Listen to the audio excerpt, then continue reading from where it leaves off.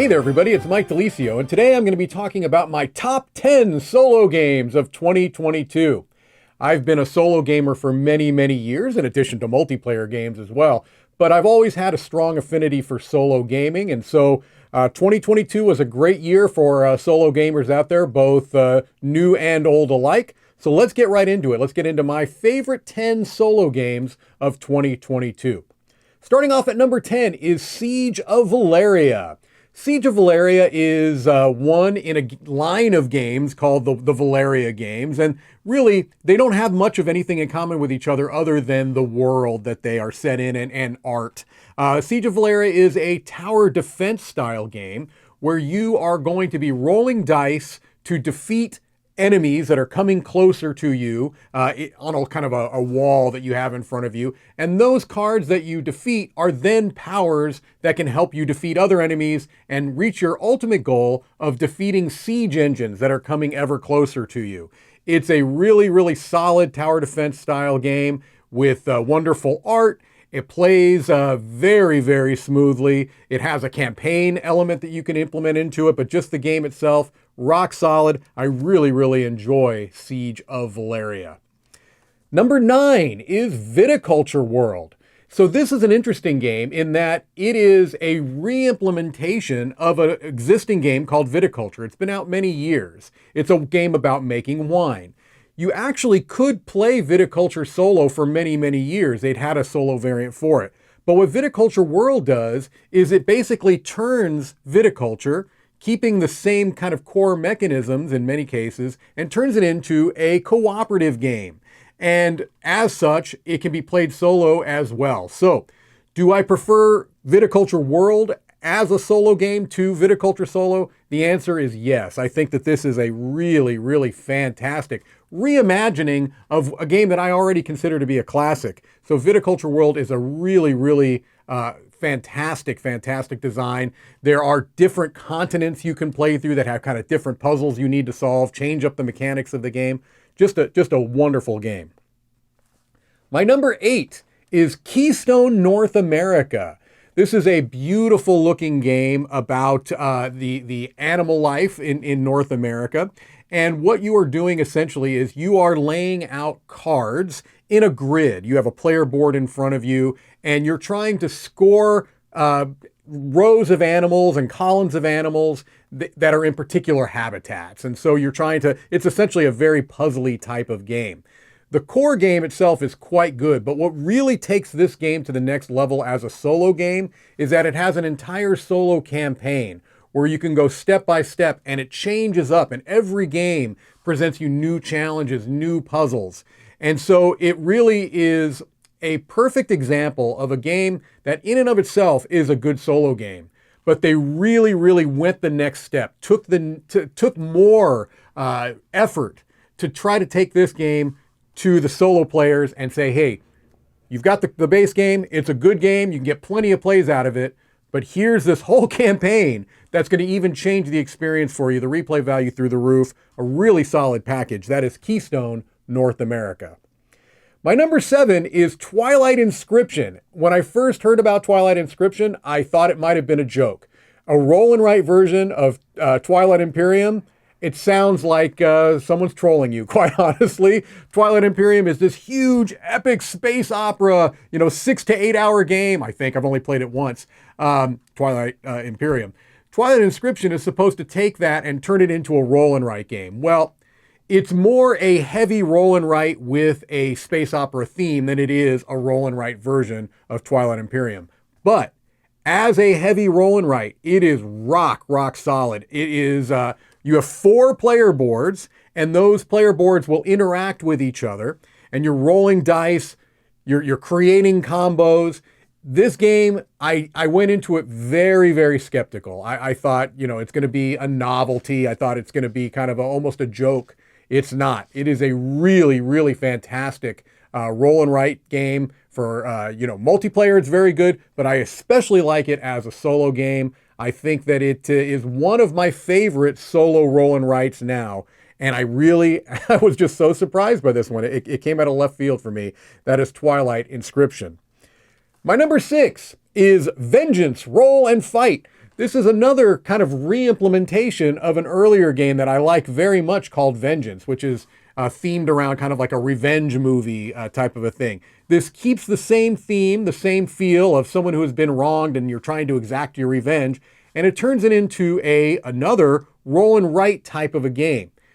This one really surprised me in the sense that it implements a particular mechanism that I don't tend to like, which is real time. In the solo game of Vengeance Roll and Fight, you have a limited amount of time to roll dice that's going to be creating combos that you can use to get kind of abilities. You're going to be using these abilities to try to go through a boss den and defeat all the enemies and eventually, hopefully, defeat the boss and then be able to escape the way you came in without being completely knocked out. It really works. I didn't know what to think because it's one of my favorite games, Vengeance, and now you're turning it into a roll and write with real-time aspect. It really had a lot to overcome, and it did. Really, really good game. Vengeance Roll and Fight. My number 5 is a huge, massive production. This is Burn Cycle, coming from Chip Theory Games. Burn Cycle is a stealth puzzle game, and you can play this as a cooperative game multiplayer, but I especially like this one solo. It is very much a puzzle. You have particular objectives that you're trying to reach. There are a lot of different types of objectives.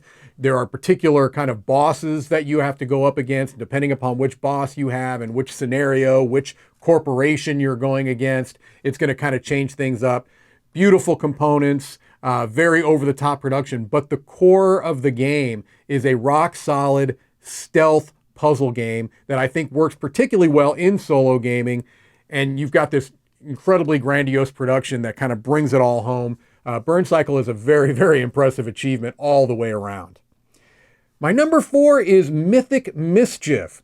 Mythic Mischief is almost an abstract game at its heart. It's very thematic in its art, and it has a theme there for sure, but it feels like a very tactical game where the idea of it, the conceit of it, is that you are a mythical faction in a magical school. Sounds somewhat familiar?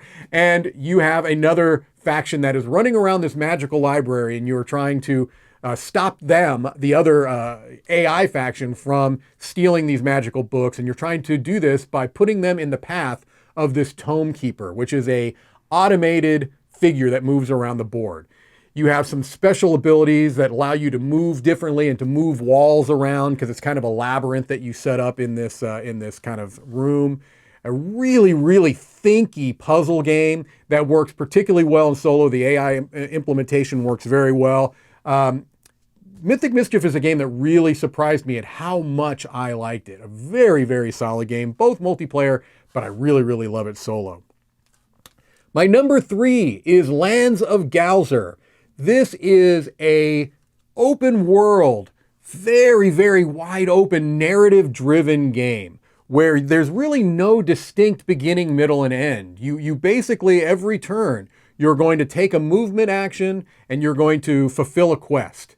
That quest might be related to the particular type of terrain that you happen to be on when you end your movement. It might be something that is triggered in a particular town you're in. It might be something that's triggered by a companion that you have with you. But what is so impressive to me about this game is just the sheer breadth of it. This beautiful world is created, and I just feel like I can do anything I want. It's driven by a dice check system, but the mechanics in this game are second, and I need to put that up front. This is really most about the story, and that's very hard to pull off, I think. And I think they do a fantastic job here. The quality of the writing is fantastic. The world building is fantastic. And the dice rolling works well too. But it's mostly about the story. It's about the adventure. It's about this idea of exploring.